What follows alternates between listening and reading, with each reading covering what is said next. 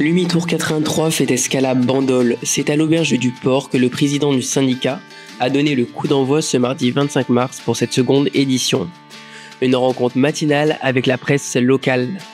Le président de l'Umi 83, fidèle au terrain, nous en dit plus sur cette nouvelle édition. Nous avons décidé de recommencer 2 ans après parce que la législation qui change sans arrêt, malheureusement les services de l'État et le gouvernement changent, il y a beaucoup de normes qui changent, beaucoup de soucis aussi de la profession avec les salariés, avec les logements, avec la reconnaissance des salariés étrangers. On a besoin de gens pour travailler, l'État commence à nous reconnaître, il a enfin reconnu que nous sommes métiers en tension. Mais c'est pas suffisant, il faut qu'on rajoute encore certaines activités. Voilà, donc nous avons décidé simplement d'aller au devant de nos professionnels, qu'ils soient adhérents de chez nous ou pas d'ailleurs. Nous, ce qui nous importe, c'est que les gens viennent à nous par plaisir et qu'on travaille ensemble pour continuer à faire de ce département un département de qualité, que les visiteurs soient satisfaits et qu'on arrive enfin à travailler toute l'année et d'être de moins en moins saisonniers. Le premier, ce sera à Saint-Tropez, à l'occasion du Salon du Vin d'ailleurs. Nous allons faire la première réunion pour l'Est-Var. Ensuite, nous aurons d'autres réunions de prévues à Bandol, à Fréjus et au Muy. Le 7 avril à Saint-Tropez. Merci Jean-Pierre Guirébelli. Merci à vous. Et bonne saison.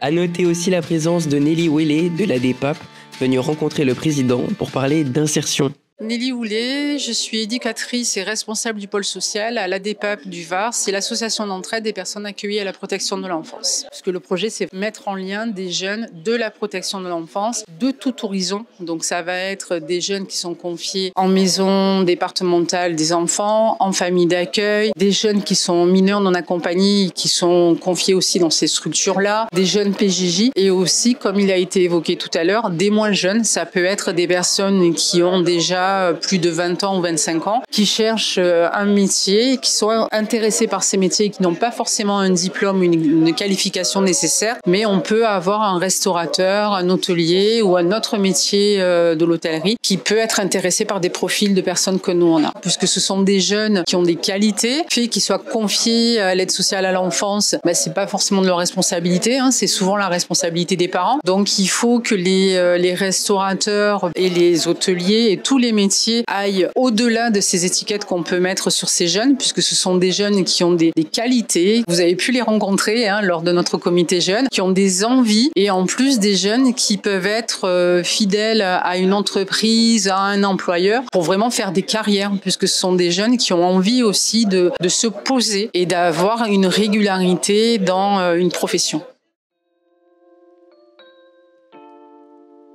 L'Umi Tour 83, c'est du concret sur le terrain, des échanges utiles. Prochaine étape, cap sur Saint-Tropez, le lundi 7 avril de 10h à midi. Toujours au plus près des professionnels du secteur. Info 83, le Var proche de vous.